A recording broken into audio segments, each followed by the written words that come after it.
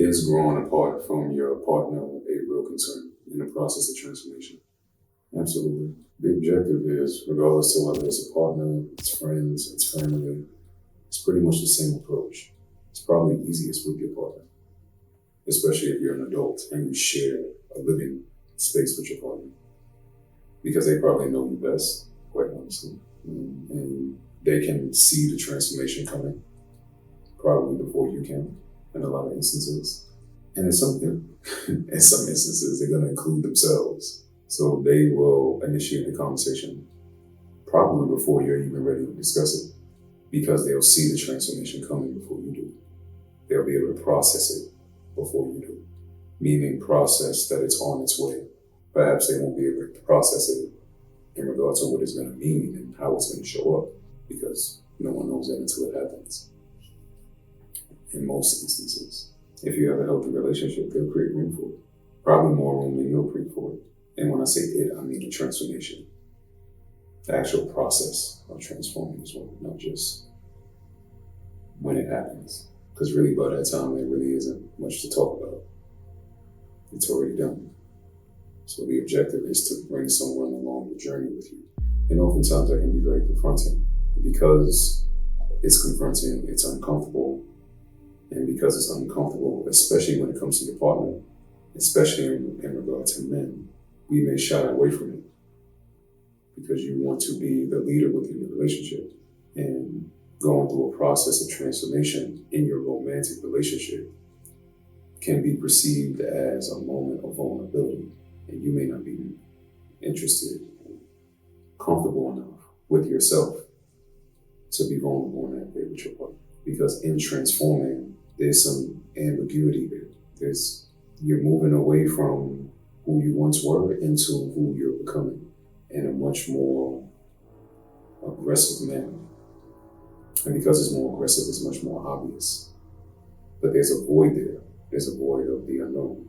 You knew who you were. You're not exactly sure what you're becoming. You don't really know what to expect. That creates vulnerability. And so it could be hard to let your partner into that process because you feel so vulnerable. And that can be a mistake in not letting your partner in.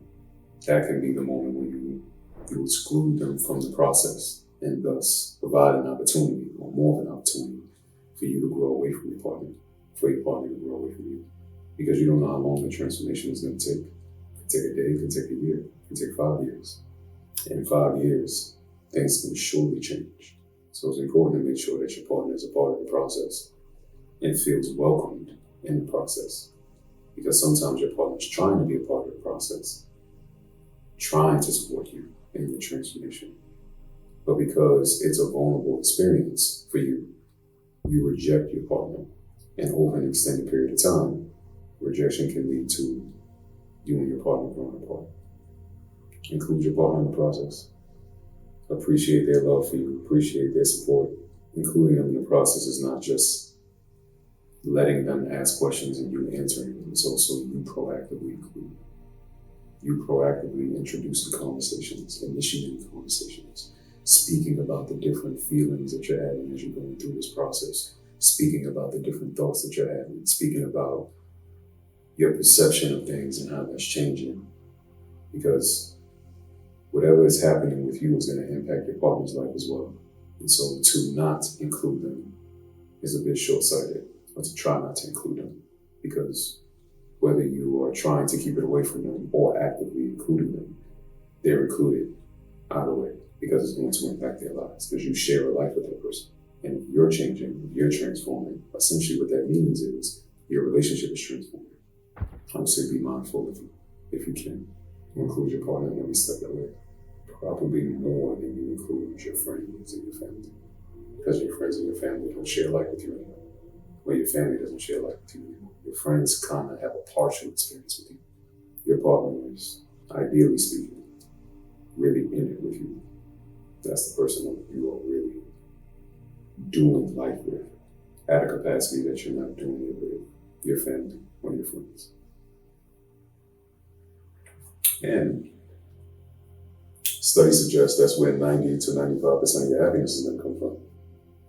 Your romantic relationship So it's best to make sure that you can do everything in your power, or that you do everything in your power to protect that relationship and see that it doesn't implode. I think a lot of people are also scared to either have their partner outgrow them or them outgrowing their partner. Yeah, that's a real fear. It's seemingly a real fear of a lot of people. Them outgrowing their partner or their partner outgrowing them. It's important to remember that you and your partner are both people on a journey together, but a separate one. Meaning you're both walking the same path, but you're taking your own steps. And what those steps mean to each one of you are different. When my left foot touches the ground, it's a different experience than when your left foot touches the ground. Although we're walking the same road, just creating space for your partner to find their way as much as you create space for yourself to find yours. And understanding that different people grow at different rates. Just because you're in a relationship with someone doesn't mean that y'all are going to grow at the same pace. Being on the same road doesn't mean that life happens to you in the same way. It just means that you're affected by what's happening to the other person in the way that it's happening to the other person. Doesn't mean that you're experiencing it the same way that they are. Or if you experience it at all. Maybe a pothole on the side of the road. You may not experience that. The objective is to love each other for who you are in every moment and leave room for who the person is becoming while not holding their past against them. Because oftentimes when someone says you're holding their past against them, it's like a negative connotation attached to a mistake that they made in the past. But it can be that they used to be great. They used to be fun. They used to be adventurous. They used to be all of these things that you like. And then you had children and the dynamic of the relationship changed.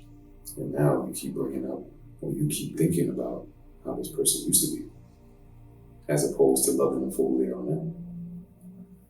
Using the past as more of a reason to love them. Acknowledging that you're just in a different phase of the relationship. This phase is beautiful too, just for a different reason. Being with someone over time actually accentuates the beauty of experiencing different phases. Probably gonna have a different relationship every 5 to 7 years, if that. Some relationships change every year, especially if you're older and things are moving faster. You know, when you were 16, you waited 2 weeks before you got your first kiss. Well, probably not today. Today they're getting crazy fast. I'm sure there's someone or some couple in some corner of the world that still behaves this way. As you age, it moves faster. You can have different phases every 6 months. 6 months, first 6 months honeymoon phase. Next 6 months, you really get to meet the person that you've been spending the previous 6 months with. Is it gonna work or not? Okay, you decide that you're gonna stick with it, great. You decide that you're gonna take it year by year. We're not gonna do this thing with to death do us part, etc. We're gonna go for now, and then next year, we're gonna come back together and ask if this is something that we want to do again for another year. Okay, cool. But every year, let's say that you say, yeah, we're gonna do this one other year, great, we have a child. You come back, hey, I know you just had the baby, but are we still happy? Yeah, cool, we wanna do this for another year. Now it's a different experience. First year was just y'all. Second year was the pregnancy. Third year, now the child is here. Then it's, are we gonna get married? Are we gonna buy a home together? Then you gotta make it through the terrible twos of having a child. That's gonna challenge your relationship. When a child turns 2, it's like they become a problem to handle, to deal with. Right? So you're gonna have to get through that phase together, or not. That may be the reason that you break up. Buying a house, that process. A lot of couples break up in that process. Renovating a house, if you choose to go that way. A lot of couples break up in that process. Relationships can change really quickly. The objective is to understand that there are going to be seasons. There are going to be phases. Are you committed to this person throughout the different phases? Are you making that conscious decision ahead of time? Or do you have to make it in real time? Do you separate those two? In all actuality, both are required. If you get married and you do say to death do us part and you do believe in that, then okay, I still gotta wake up and choose you every day. Otherwise, I hold your past against you. I chose the person that you were when we got married. That was 10 years ago. You're not that person today. I'm not that person today. Hopefully. There are phases. The objective is to ask yourself, are you down for each phase? Or are you just here for this one? And be honest with your partner about it. I remember I was watching this woman. She was probably the first person I saw with a podcast, like a professionally done podcast. I forget her name. It was Ashley something. She was a photographer by trade, but she was transitioning into podcasting.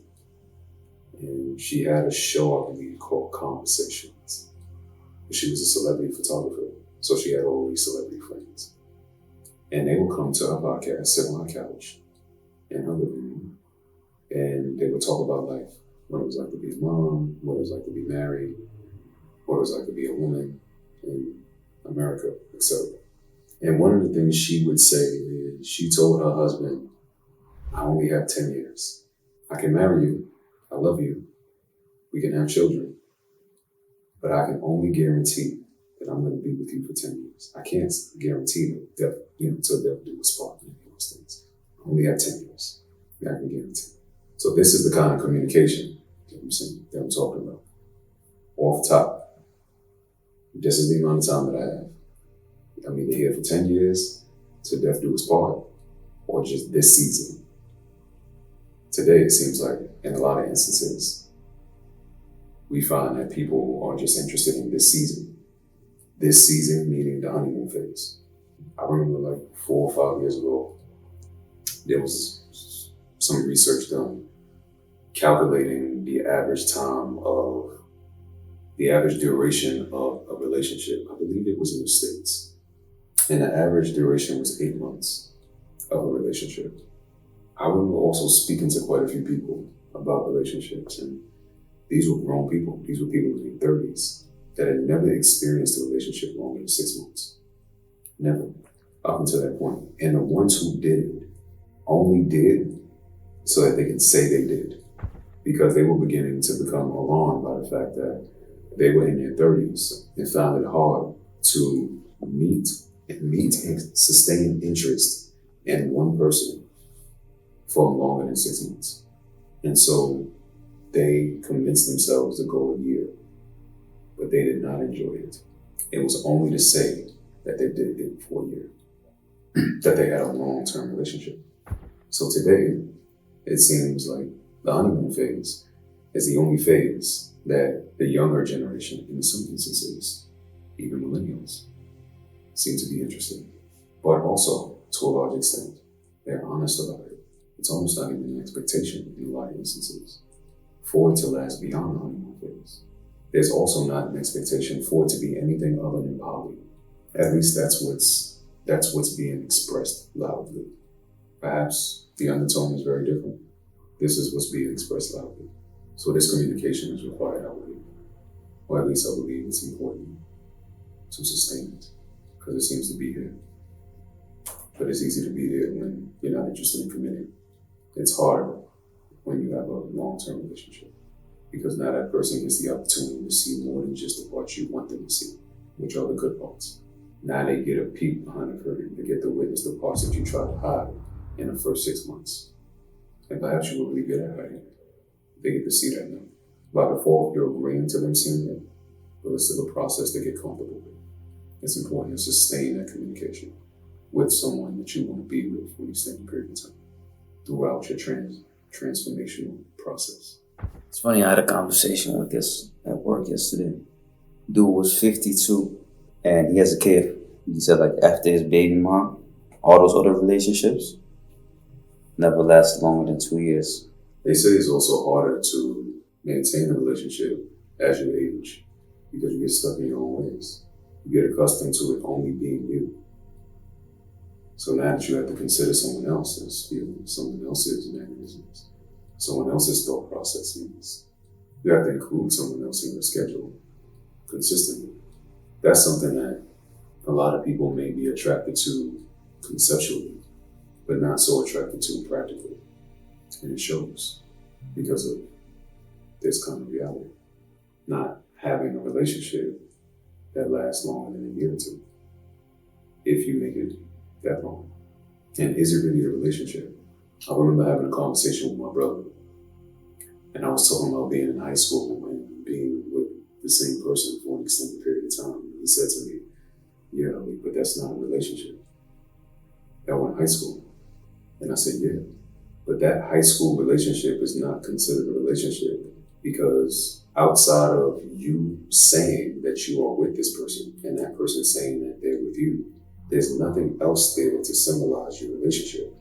There's nothing else there to symbolize that you are a union or you have a union with this person. You don't own any assets together.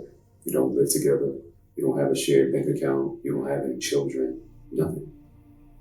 You're not married. There's nothing there that says that you and this person have created a union other than you telling me verbally that you are with this person. And my response to that is, what's the difference between that and what adults are doing today? What's the difference between a high school relationship between someone who's 15, 16, 17 and a relationship between two adults, whether they're 35 or 55, who also don't have any indication that they're in a relationship outside of the verbal agreement that they have with each other? There's nothing else that symbolizes their union. That's what we see today. We see a host of high school relationships. The only difference is, instead of being 15, 16, these are adult people, grown people, 35, 45, 55 years old. Our grandparents would have called this shacking up, playing house. Having a union that only exists as a concept, but not actually being a quote-unquote relationship. Because there's nothing in society outside of words that say you have a union with this person. Interesting terms. That's also the thing for me. I think it's kind of scary is how normalized cheating is nowadays. It's not really considered cheating today. Cheating is when you have an agreement with someone and you breach that contract. If the part of the agreement is stepping outside of the relationship, or I guess in that case it wouldn't even be considered stepping outside the relationship. It would just be perhaps inviting other people into your bedroom, or agreeing that you'll take other people up on their invitation to their bedroom. Whether you decide to do that as a couple or you decide to do that separately, individually. If that's the agreement, then it's not cheating. And I'm not sure if that's normal or if it's just mainstream, if it's just popular. It's something that we're aware of, and it's a loud minority who participate in it because the minority is loud. We know it, and we feel like it's much more widely practiced than it actually is. But it's certainly loud.